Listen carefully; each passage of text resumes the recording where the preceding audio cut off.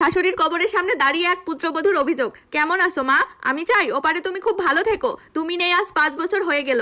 লোকে বলে মৃত মানুষের নামে কোনো অভিযোগ করতে নেই বা মনে আনতে নেই, কিন্তু তোমার প্রতি যে আমার এক আকাশ পরিমাণ অভিযোগ জমা, সেগুলো কোথাও প্রকাশ করতে না পেয়ে মনের ভিতরেই গুমড়ে গুমড়ে মরতেছি।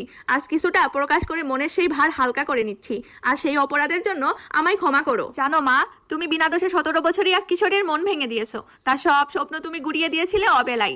সংসার জীবন বানিয়ে দিয়েছো তীক্ষ্ণময়। জীবিত থাকাকালীন সংসারে এতটুকু শান্তি দেওনি আমায়।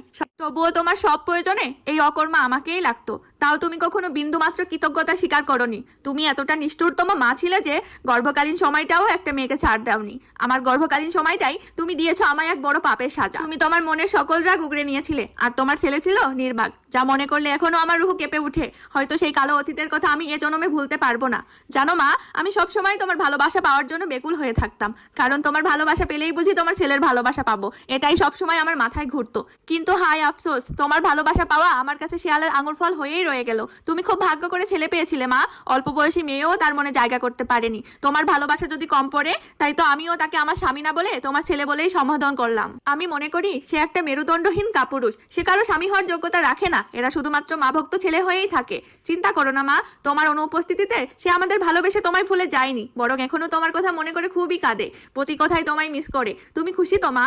এবার আমি কেমন আছি শুনবে না মা? শুনো তবে, আমি ভালো আছি মা। তুমি ছাড়া আমি ভীষণ ভালো আছি। আমি এও জানি এই কথার পরিপ্রেক্ষিতে আমি সমাজের সব থেকে ঘৃণিত পুত্রবধূ হব। তবুও বলবো, তোমার মৃত্যুর পর আমি ভীষণ ভালো আছি। আমার একটা ছেলে হয়েছে। সব থেকে অবাক করা বিষয় কি জানো? আমার ছেলে দেখতে অনেকটা তোমার মতো হয়েছে। অনেক প্রার্থনার ফল আমার এই ছেলে। আমি প্রতিদিন সৃষ্টিকর্তার নিকট এই ছেলের জন্য মাথা ঠুকেছি। কারণ কি জানো মা, আমিও ছেলে মানুষ করব। তাকে অন্ধভক্ত না বানিয়ে ঠিককে ঠিক ভুলকে ভুল শিখাবো। তাকে শুধু ভালো সন্তান নয়, কি করে ভালো স্বামী ও ভালো বন্ধু হতে হয় তাও শিখাবো, যাতে আমার মৃত্যুর পর কারো কাছে আমার নামে কোনো অভিযোগ না থাকে। আমি আমার সন্তানদের আদর্শ মানুষ বানাবো। আমার জন্য দোয়া করো মা, আমি যেন আমার উদ্দেশ্যে সফল হতে পারি। সবশেষে এটাই বলবো মা, তুমি খুব ভালো থেকো। আমার কথা ভেবো না মা, তুমিই না, আমিও ভালো থাকবো।